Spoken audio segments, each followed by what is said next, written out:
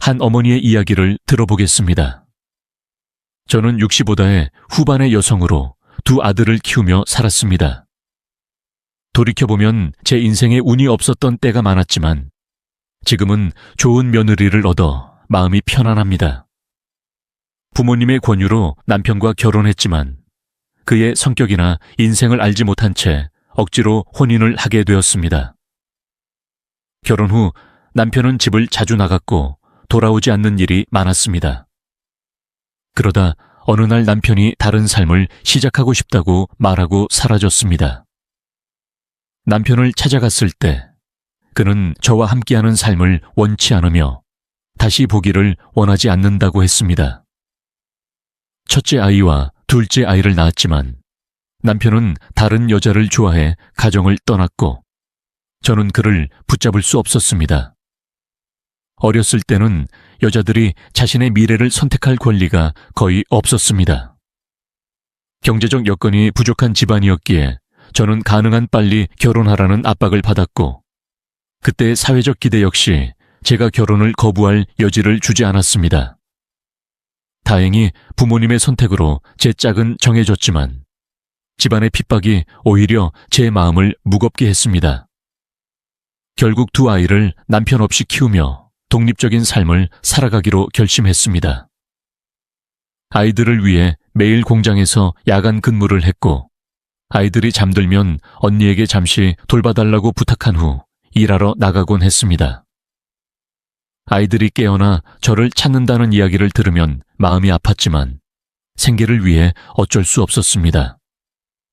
부모님이 저를 받아주지 않았고 남편이 새 가정을 꾸리게 되면서 저는 완전히 홀로서기를 해야 했습니다.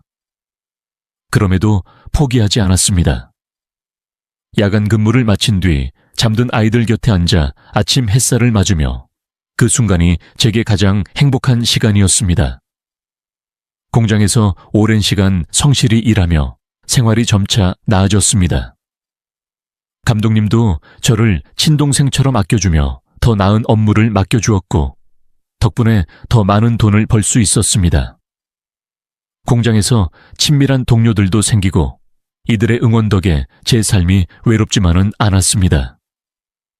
10년이 넘는 세월 동안 저는 공장 일을 해왔고 아이들이 학교에 다니는 동안 엄마의 역할을 충실히 하기 위해 노력했습니다. 낮에는 아이들과 시간을 보내며 엄마로서의 의무를 다하려고 했지만 밤에는 일터에서 생계를 책임져야 했습니다. 삶이 결코 쉬운 건 아니었지만 노력 덕분에 버틸 수 있었습니다. 버릴 수는 없었지만 90년대 중반부터 공장이 힘들어지기 시작했습니다.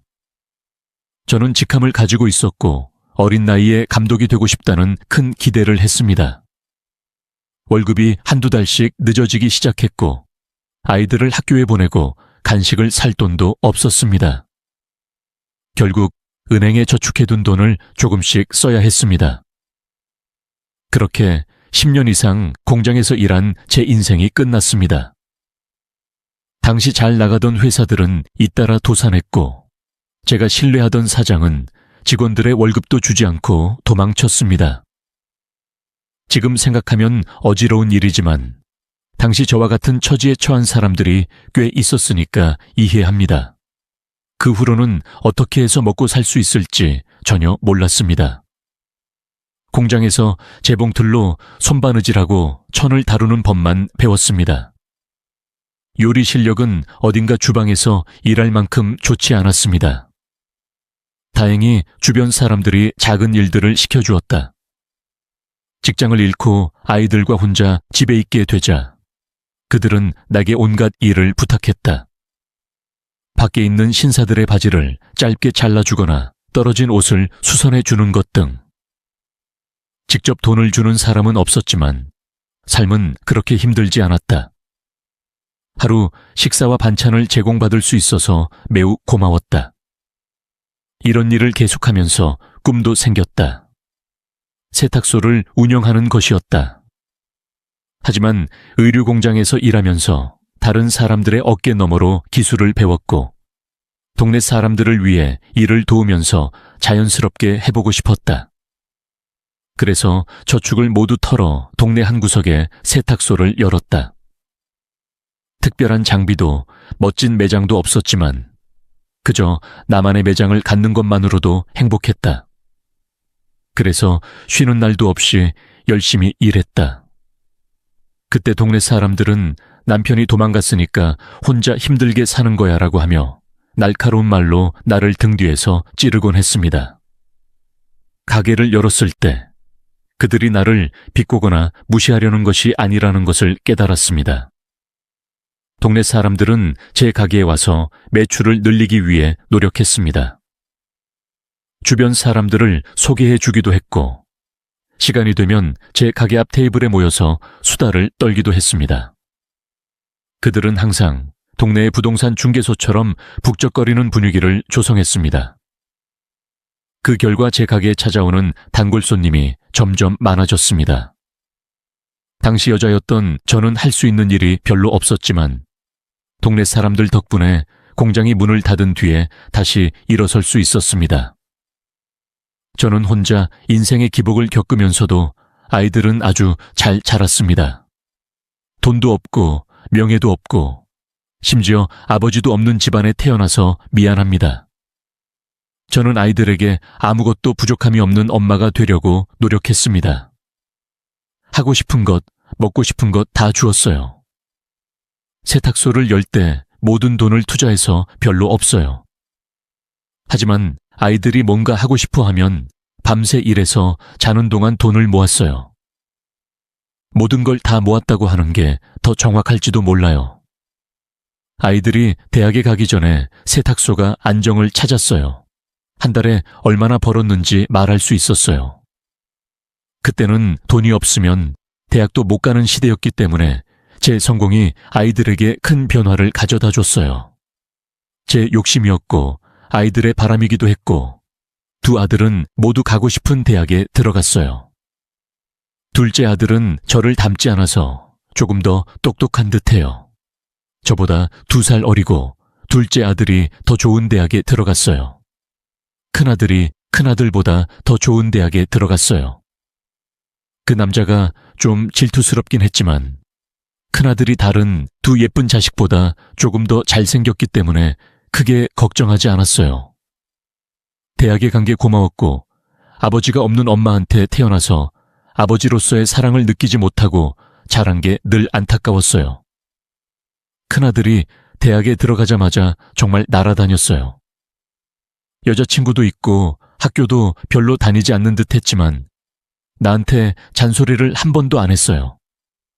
엄마한테 용돈 더 달라고 하는 걸 제외하고는 불평 한 번 안 하는 녀석이었어요. 저 같은 엄마 밑에서 자랐거든요.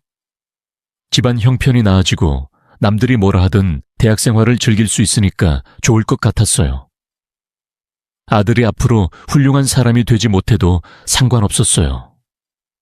제 능력으로 부양할 수 있을 거라고 생각했어요. 어렸을 때 못 즐기던 일들을 그냥 했을 뿐이에요. 나는 그가 바라는 게 없다고 생각했다. 그게 내가 두 아들에게 바라는 전부였다. 정말 이상하게도 같은 사고방식으로 키웠지만 둘째 아들은 완강한 성격이었다. 공부 안 하면 밤새 깨어 있었다. 그런 모습을 보고 내가 그렇게 바라보면 뭐가 보일까 물었다. 둘째 아들 동원이는 그저 웃기만 했다. 누가 시키지 않아도 공부가 재밌었는지 아니면 스스로 열심히 공부하는 애였는지 지금 생각해보면 공부를 잘했을 것 같지 않다. 그런 모습을 보고 아빠를 닮아서일까 싶었다. 혼자 살기 시작해서 3년 동안 같이 살지 못했으니까 진실을 알 수 없었다. 큰아들 동호가 어느 순간부터 짜증이 나기 시작했다. 그래도 나는 엄격한 부모라고 생각하지 않았다. 그저 하루에 한 번이라도 그의 얼굴을 보고 싶었을 뿐이다. 그가 밤새도록 외출을 했든 여자친구가 있었든 우리는 그저 그가 어떻게 지내는지 하루에 한 번 이야기할 시간이 필요했을 뿐이었다. 하지만 동호는 점점 나와의 약속을 어기기 시작했다. 집에 오지 않는 날도 있었고 가끔은 여자친구를 데려와서 자게 하기도 했다.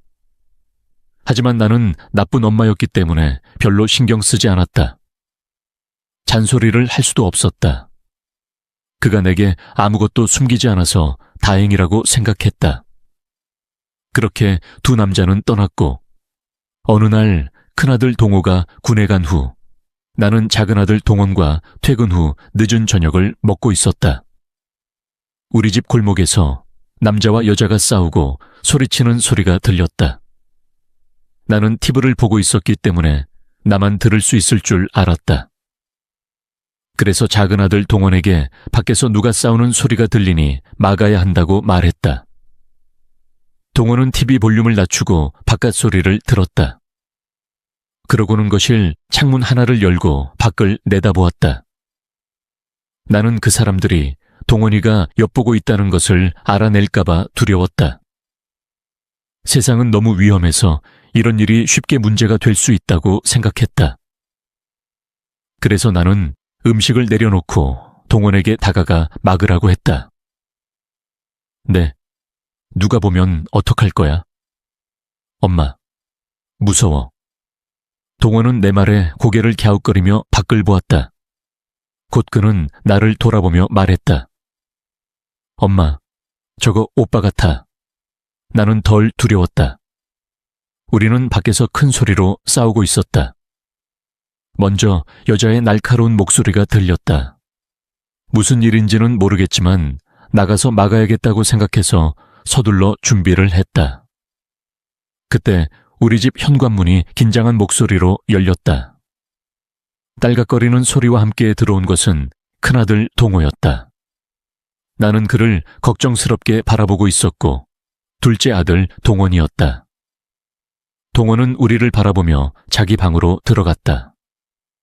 나는 무슨 일인지 물어보고 싶었지만 상황이 정상이 아니라는 것을 느꼈고 그저 그가 먼저 말해주기를 기다렸다. 얼마 후 마침내 우리가 식사를 하고 있을 때 누군가 다시 우리 집 문을 두드렸다. 둘째 아들 동원이가 위험한 상황에 처해 있을 수도 있다며 나가겠다고 했다. 동원이는 현관문 가운데에 있는 렌즈로박 상황을 확인했는데 그때도 누군가 문을 두드리고 있어서 더욱 불안했다. 첫째 아들 동호가 전에 싸우던 여자일까? 그 사람의 부모님이나 애인이 찾아온 것일까? 온갖 생각이 들었다. 동원이는 잠시 밖을 내다보다가 돌아서서 나를 바라보았다. 그러더니 엄마와 오빠에게 전화해야 할 것 같다고 했다. 나는 더 이상 참을 수 없어 동원에게 전화를 걸었다. 나는 문을 열지 않고 물었다. 누구세요? 그러자 거칠게 문을 두드리는 소리가 멈췄다. 오랜 침묵 후 그 여자는 동호의 여자친구예요 라고 대답했다. 그 대답을 듣자마자 나는 현관문을 열었다. 동호의 첫 여자친구라고 소개한 여자는 눈물을 글썽겼다. 그녀는 말했다. 들어가게 해주세요. 전할 말이 있어요. 나는 문을 열 수밖에 없었다. 그 모든 일이 일어났음에도 불구하고 동호는 방에서 나오지 않았다. 그때쯤에는 그가 아무것도 모르는 척하는 줄 알았다. 무슨 일인지 듣고 싶었다. 나는 눈물을 흘리는 여자를 거실 구석에 앉혔다. 나는 그녀를 재촉하며 말했다. 도대체 뭐야? 오늘 밤 집에 안 가? 그녀는 계속 울기만 하고 아무 말도 하지 않아서 짜증이 났다. 그녀는 내가 준 물건들을 만지작거릴 뿐이었다. 내 심장은 터질 듯했다. 나는 그것을 던져버릴 것 같아서 다른 집안의 딸이기는 하지만 목소리를 높일 수밖에 없었다. 왜 우리 집에 왔니? 내가 너한테 뭐라고 말해야 할까? 그럴 경우 정말 짜증이 날 것이다. 그 아가씨는 잠시 말을 참는 듯 하더니 입을 열었다. 나는 말했다.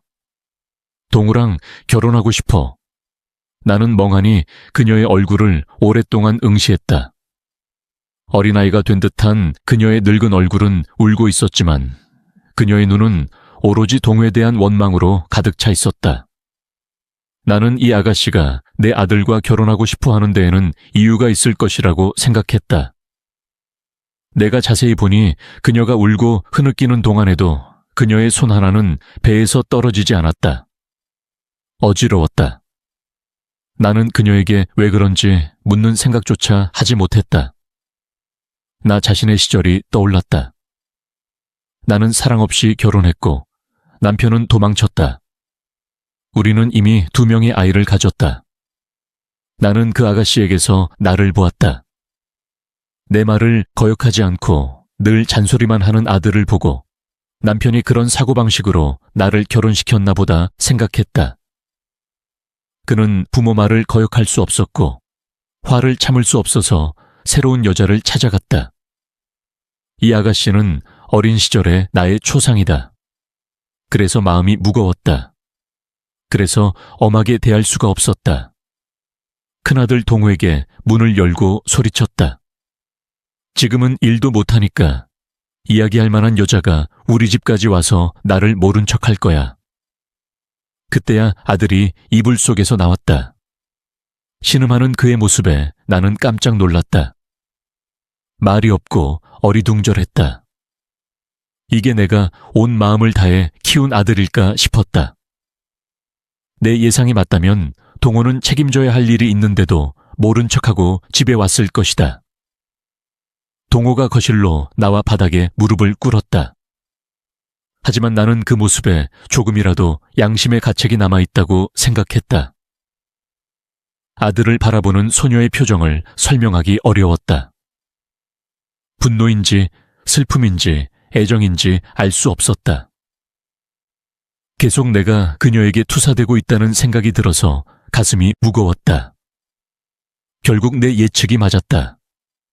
두 사람은 어른이 되기 전에 아이를 가졌다. 동호와 그의 여자친구 지혜는 대학에 다니고 있었고 졸업도 하지 않았지만 결국 가정을 꾸렸다. 아니, 엄밀히 말하면 결혼도 하기 전에 부모가 되었다. 모든 것을 고백한 지혜는 훨씬 행복해 보였다. 내 마음이 편안해진 듯했다. 반면 큰아들 동호의 표정이 갑자기 어두워졌다. 지혜 부모님을 먼저 만나야겠다. 동호는 내가 말했듯이 뭔가 잘못되었다는 직감이 있는 듯했다. 하지만 나는 어떡하지? 남자로서 자식을 둔 여자가 책임을 져야 한다고 생각했다. 가난했지만 최선을 다해 차려입고 지혜네 부모님을 만났다. 다행히 두 집안의 사정은 비슷했다. 이 표현이 좀 거칠 수도 있지만 가난한 집안의 자식들을 대학에 보내고 힘들게 사는 평범한 사람들 같았다. 나도 마찬가지였다. 두 사람의 결혼은 바로 결정되었다. S씨 집안은 여자가 결혼 전에 자식을 가졌다는 사실에 불만스러워하는 듯했다. 나를 놀라게 한 것은 지혜가 나와 달랐다는 것이다. 간단히 만나고 우리 집을 오가며 그렇게 우울해 보이는 모습은 처음 봤다. 첫날 우리 집 문을 두드리고 슬퍼서 울던 그 여자일까 싶었다. 집과 선물 등 여러 가지 상황을 담담하게 이야기하기 시작했다. 어머니, 동호를 부잣집 아들인 줄 알고 만났는데 이렇게까지 해서 세탁소를 샀어요. 장남인 내가 완전히 속았지. 미쳤어? 엄마한테 그런 버릇이 뭐야? 내가 잘못 말했나? 네가 세탁소 주인 아들인 줄 알았더라면 처음부터 널 만나지 않았을 거야. 내가 바보처럼 보일지도 몰라. 지혜의 부탁을 거절할 수 없었어. 마치 팔려간 결혼 같았지. 적어도 며느리가 나처럼 생각하지 않았으면 좋았을 텐데. 하지만 바로 집을 줄 수는 없었어. 우리는 일단 우리와 함께 살면서 대학을 졸업하도록 도와주기로 했어. 며느리와 큰아들은 같은 집에서 살기 시작한 뒤로 잘 지내는 듯했어. 아들이 처음에는 지혜를 싫어하는 게 분명했지. 하지만 시간이 지나고 같이 살면 생각이 바뀔 거라는 믿음으로 결혼을 강행했어. 다행히 두 사람은 잘 지내는 듯했어. 금세 배불리 먹은 지혜는 밥만 먹고 집으로 돌아갔어. 대학을 먼저 졸업하고 학교에 가는 동호가 있었다. 나는 며느리의 세탁부로 일했다. 몸은 힘들었지만 2명의 새로운 가족을 갖게 되어 기쁜 마음으로 희생했다. 며느리는 결혼하고 몇 달 후 출산했다. 어린 나이에 귀여운 공주 손녀를 보고 어리둥절해했다. 처음에는 이렇게 좋은 줄 몰랐다. 아들 둘만 키웠는데 손녀가 있는 게 어색했다. 그런 기분도 잠깐이었다. 옹알이하고 기어다니며 학교에 가는 며느리 대신 내가 손녀를 키우는 거였다. 손녀가 처음 한 말은 어색한 발음으로 할머니였다. 아기를 업고 세탁을 하는 동안 이웃들이 무슨 말을 하는지 들었나 보다. 늙은 아이가 나를 불렀고 2 아들을 힘들게 키우는 기쁨과는 비교할 수 없는 기쁨이 느껴졌다. 이웃들은 내가 아기를 슬링기 안고 세탁을 하는 것을 이상하게 여겼다. 처음에는 내가 이렇게 늦은 나이에 새 남편을 두었다는 온갖 소문이 퍼졌다. 그러다 아이가 자라면서 나는 그녀를 할머니, 할머니라고 부르기 시작했다. 아들이 결혼했으니 또 아이를 키워야지 라며 놀리는 사람들도 있었다. 하지만 손녀를 보는 것도 나만의 기쁨이었기에 어떤 소문이 돌든 어떻게 떠들든 상관없었다. 그저 아들과 며느리가 대학을 졸업하기만 바랐다. 다행히 둘 다 대학을 졸업하고 회사에 취직했다. 2 아들과 며느리를 포함한 3사람의 학비와 생활비를 감당하기 힘들었다. 하지만 이제 그들이 졸업하고 일을 시작했으니 내 상황은 나아질 것이다. 큰 며느리는 작은 원룸이라도 이사하겠다고 했다. 후회는 했지만 이제 떠날 때가 된 것 같아서 돈을 주고 살게 했어요. 엄마, 제가 많이 참았던 것 같아요. 빨래방도 다니고 결혼도 했고요. 말하기 민망하지만 아이도 돌봐주시고 장학금도 주셔서 쥐처럼 살았잖아요. 이제 떠나요. 알았어. 그렇게 민망하더라도 지금까지 쥐처럼 살았잖아요. 동원이 밥도 주시고 학비까지 내주셨어요. 떠나는 건 말하지 않겠지만 제 인생을 얕잡아 보지 마세요. 어린 나이에 아들 2을 키우고 제대로 살았고 어린 며느리가 손녀를 키웠어요. 20년이 넘게 순식간에 지나갔어요. 그래서 첫째 부인과 아들이 떠난 뒤 며칠 동안 엄청 우울했어요. 집에 오니 집안이 텅 비어 있고 불도 꺼져 있었어요. 그때 둘째 아들이 막 병원 인턴을 시작해서 저도 정신이 없었어요. 제가 모아둔 돈은 애들 대학 등록금과 첫째 부인과 아들을 보내는 생활비밖에 없었어요. 지난 세월을 후회하지는 않지만 왠지 허탈감이 밀려왔어요. 그런데도 아이들이 제 인생의 원동력이었고 제가 살아야 할 목적지를 잃은 기분이었어요. 그 무렵 둘째 아들도 하고 싶다고 했어요. 사실 걱정이었어요. 손녀딸을 너무 사랑한다는 사실과는 별개로 첫째 며느리와 저는 사이가 좋지 않았어요. 첫 인상이 강했던 것처럼 첫째 며느리는 하고 싶은 말을 다 하고 살아야 하는 아이였어요. 세탁과 다림질은 엄마가 제일 잘해서 이거 좀 해줘 라고 하시며 집안일은 다 제게 맡기셨어요. 같이 살면서 여러 번 부딪혔지만 시댁의 폭행을 겪어본 적이 없는 내가 며느리라는 다른 사람들을 꾸중하거나 가르칠 수가 없었다. 시댁도 부모님도 없는 큰딸은 제사를 지낼 때 음식을 해본 적이 없었다. 가족들이 모여서 명절에 먹을 음식을 만들려고 해도 찡그렸다. 그런데도 내게는 한 번도 나쁜 말을 한 적이 없었다. 동호가 계속 헛소리를 해서 며느리가 못된 짓을 한다는 걸 알았다. 터무니없는 소리겠지만 나는 친어머니 같은 시어머니가 되고 싶었다. 큰딸이 시간이 지날수록 나를 더 무시하고 더 무례하게 대하는 게 느껴졌다. 내 마음을 알든 모르든 말이다. 이웃들은 혀를 차며 평생 고생하셨는데 이제 며느리한테 대접받는구나 라고 말했다. 내 얼굴에 침 뱉는 것 같아서 어디를 가도 며느리에 대한 나쁜 소문은 전혀 듣지 못했습니다. 하지만 며느리는 시어머니였습니다. 그렇게 하면 안팎으로 태도가 크게 달라지지 않을 겁니다. 이웃들이 눈치채지 못한다면 이상하겠죠.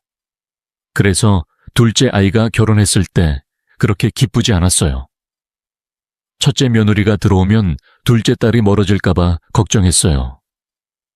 다행히 둘째 며느리는 조금 달랐어요. 부모님이 일찍 돌아가시고 친척들과 살고 계셨어요. 너무 걱정돼서 다른 며느리랑은 절대 안 살겠다고 한 약속이 무의미해 보였어요. 둘째 며느리 은미가 먼저 우리 집에 와서 살고 싶다고 했어요. 동원이는 병원에서 거의 살잖아. 그럼 나는 누구에게 의지해야 하나요? 우리 엄마는 달콤한 말을 자주 하던 아이였어요. 두 아들과 살면서 그렇게 달콤한 말을 들어본 적이 없어서 어색해 하셨어요. 하지만 둘째 아이는 굴복하지 않았어요. 첫째 아들을 키우면서 고집세고 소심한 내 성격을 녹여준 따뜻한 아이였어요.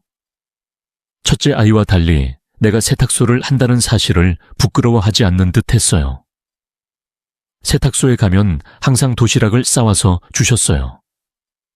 금식 음식을 많이 나눠주시는 걸 좋아하셨어요. 어느 순간 나도 몰래 둘째 아이 언제 나왔을까 기도하며 기다렸는데 둘째 아이 언제 나올까 궁금했다.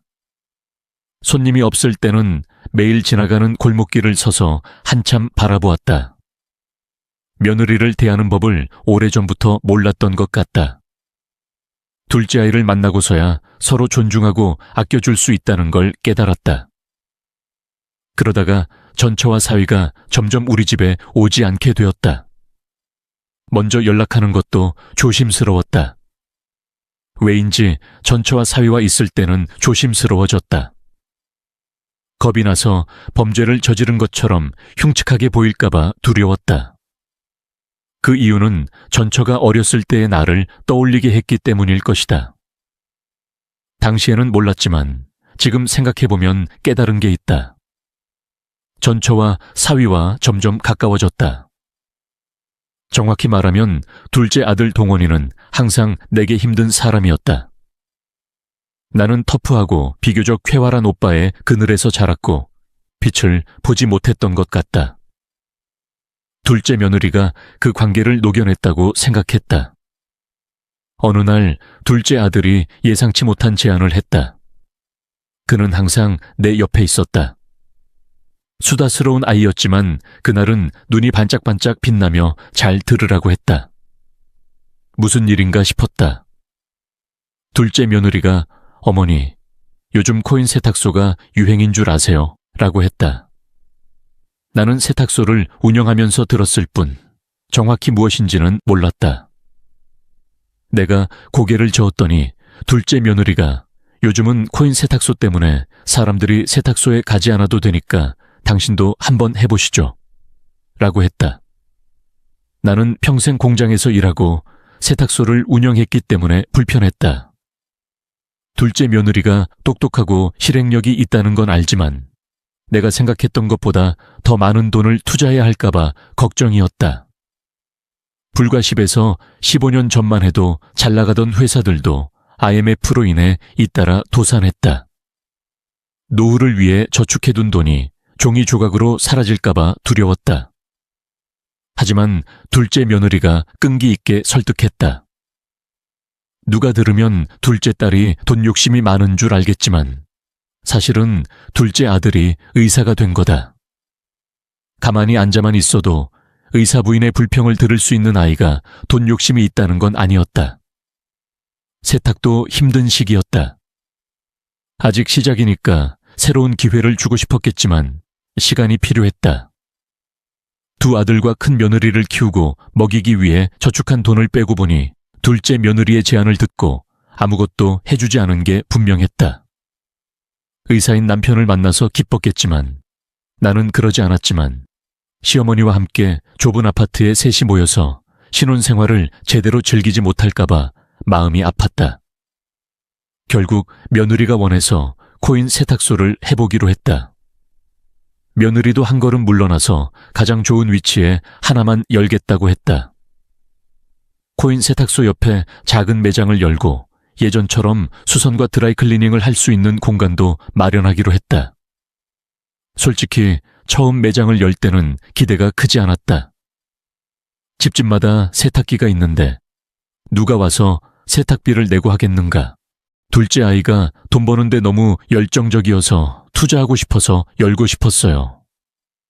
하지만 제 기대는 빗나갔어요. 제가 생계를 위해 바쁠 때 세상은 정말 많이 바뀌었어요. 동네의 첫 코인 세탁소가 대박이었어요. 자리가 없어서 이미 세탁된 세탁물을 보관하고 관리해야 했어요. 장점은 인건비가 들지 않고 관리할 것도 없다는 거였어요. 금광을 파는 거위였어요. 제가 세탁소를 운영할 때보다 매출이 크게 늘어난 데 놀랐고 며느리는 너무 기뻐서 소란을 피웠어요. 심지어 가게에 나가서 청소도 하고 처음 온 손님을 안내해 주었는데 하라고 하지도 않았어요. 둘째 아이도 사랑했어요. 그게 우리 지역에 세탁소를 몇 개 더 열 수 있는 기회였어요. 며느리가 처음에 제안했던 대로 그냥 기계를 설치했어요. 돈이 돈을 번다는 말이 정말 맞아요. 제 인생에서 이렇게 짧은 시간에 이렇게 많은 돈을 번 건 처음이었어요. 그때까지 저는 이렇게 돈을 벌었습니다. 사람들이 꼼수를 쓰는 줄 알았지만 며느리의 말을 듣고 제 사업을 하게 되면서 제가 얼마나 우회전을 했는지 깨달았고 둘째 아이는 제 인생에서 행복을 찾도록 도와준 축복이었습니다. 작은 세탁소에서 도시락을 나눠 먹던 시절도 좋았지만 둘째 며느리가 가장 행복해할 때가 더 좋았습니다. 제가 돈을 많이 벌었기 때문입니다. 그래서 저는 하룻밤 부자가 되었습니다. 물론 제 기준으로는 부자가 된 것이고 30년 전 공장에서 돈을 벌던 때에 비하면 훨씬 성공했다고 생각합니다. 돈 걱정 없이 둘째 며느리에게 커피를 사주고 백화점에서 예쁜 옷을 사줄 정도로 상황이 좋아져서 자유시간도 생겼습니다. 둘째 며느리 덕분에 인생에서 가장 행복한 시간도 보냈습니다. 평생 차를 샀거나 운전해 본 적이 없었습니다. 세탁소를 운영하느라 너무 바빠서 여행을 꿈도 꾸지 못했습니다.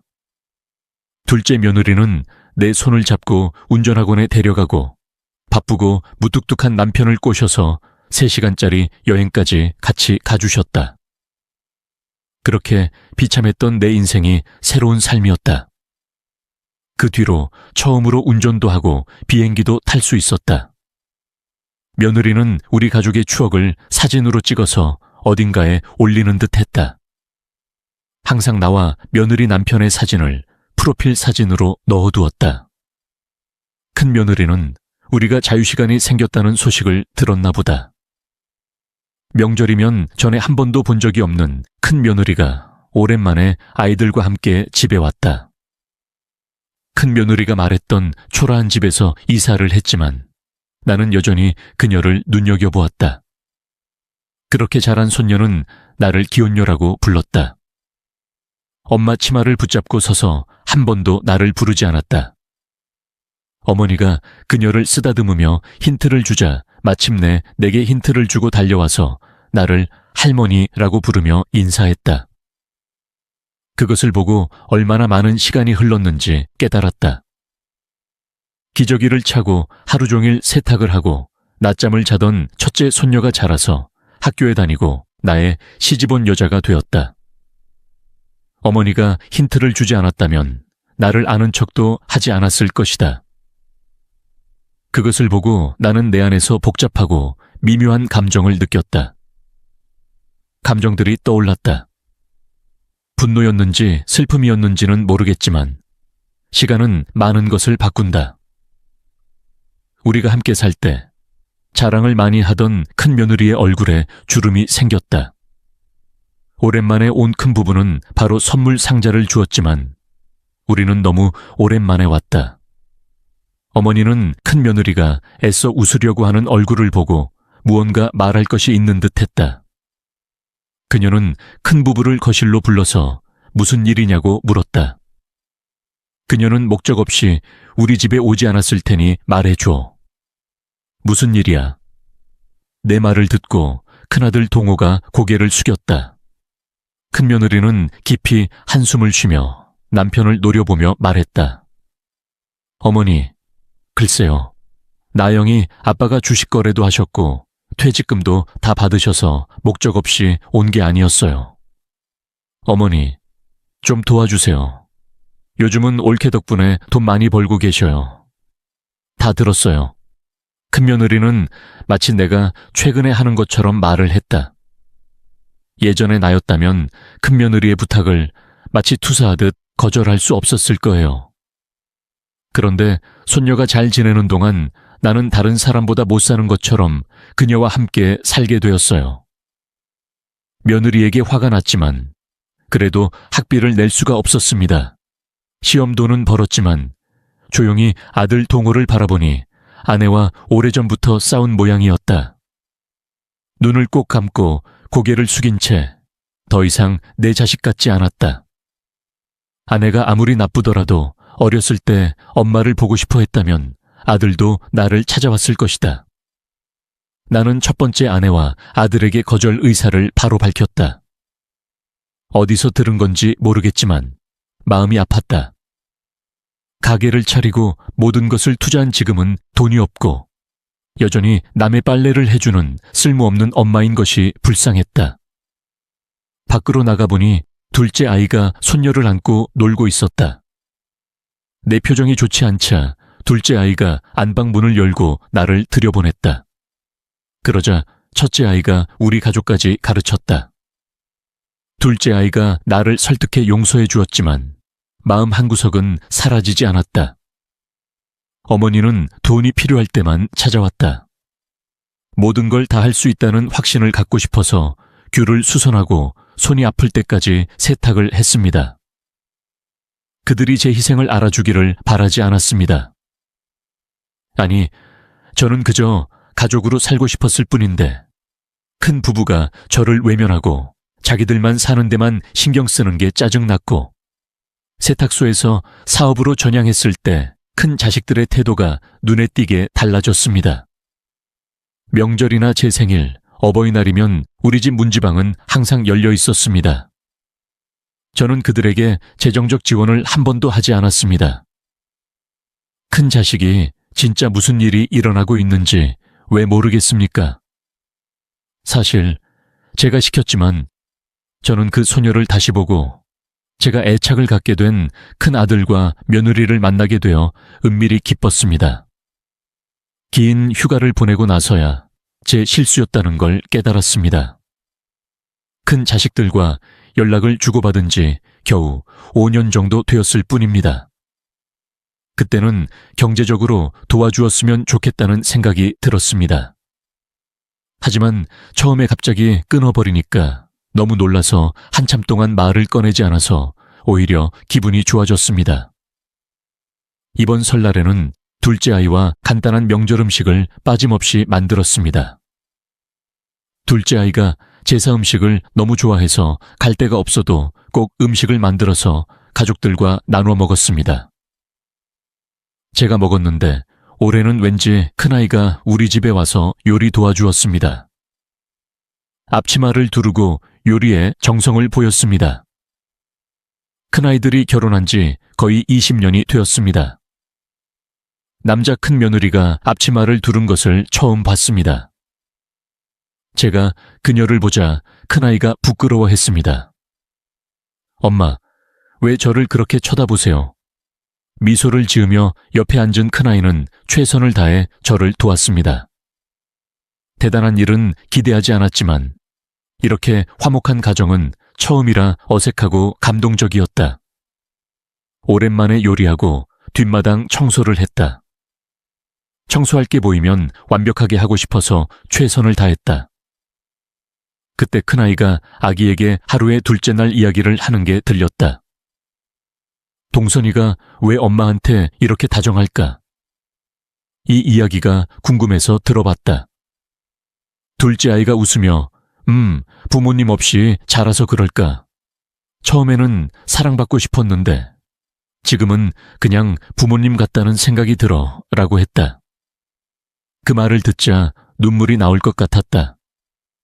부모님도 모르고 착했던 둘째 아이가 은근히 생각났다. 아팠을 텐데 처음에는 코웃음 치는 말이었다.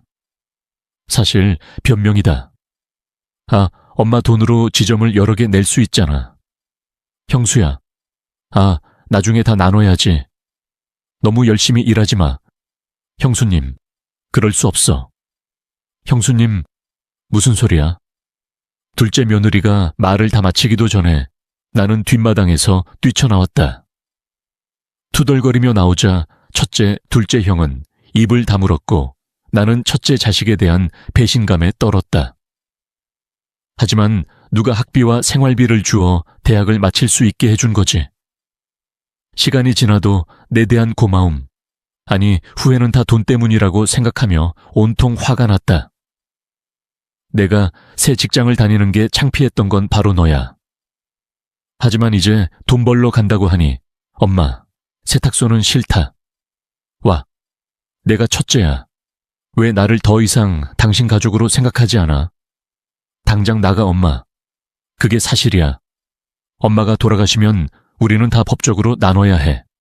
그리고 조상 제사도 없다. 옛날부터 요리가 정말 힘들었던 건 아니지만 큰딸이 결혼 생활의 부담에 대해 그렇게 뻔뻔하게 말할 때의 표정이 싫어서 앞치마를 벗어 던졌기 때문이다. 둘째 아이는 가만히 있었지만 손을 잡아 일으켜 세웠다. 이제야 모든 걸 깨달았다. 첫째 아이에게는 학비도 내줬고 집도 사줬다. 하지만 둘째 아이는 아무것도 받지 않았다. 우리 가게도 은미와 공동대표로 함께 일궜기 때문에 첫째 아이에게는 더 이상 지원해줄 생각이 없다. 첫째 아이는 내가 해준 것들에 대해 감사보다는 분노를 쌓아왔던 것 같다. 그녀는 내 말을 자존심의 상처로 받아들이고 집을 나섰다. 둘째 아이는 이런 사정을 몰랐던 것 같다. 큰 며느리가 나를 그렇게 대했던 걸 모르고 있다. 어느 날 큰아들이 나를 찾아와서는 이혼을 결심했다며 아들을 위해 도움을 청했다. 큰 며느리도 눈물로 호소하며 손녀딸과 함께 길에 나앉지 않게 해달라고 했다. 그러나 나는 두 사람에게 단호하게 말했다. 내가 이룬 성공은 둘째 덕분이고 첫째에게는 더 이상 도움을 줄 마음이 없다고. 나는 첫째 아이가 둘째와 손녀에게 해가 될까 걱정스럽다. 그래서 내 돈으로 변호사를 고용해 파산 절차를 밟고 빚을 갚아나가겠다고 마음먹었다. 그렇게 된다면 첫째와 손녀는 생계를 꾸려가기 어려워질 것이다. 하지만 둘째가 한결같이 나를 돌봐주고 힘든 시기에 늘 곁에 있어준 것을 생각하면 첫째를 돕고 싶은 마음은 더더욱 없다. 내게는 남편도 부모도 특별한 축복을 주지 않았지만 아이들은 잘 자라주었고 특히 며느리의 보살핌 덕에 이렇게까지 성공할 수 있었다. 이 방송을 통해 서로의 사연을 나누고 공감해주는 구독자분들이 벌써 6,000명을 넘어섰다. 이곳이 여러분의 고민을 나누고 마음을 위로받을 수 있는 따뜻한 공간이 되었으면 좋겠다. 구독, 좋아요, 알람 설정으로 함께 해주세요.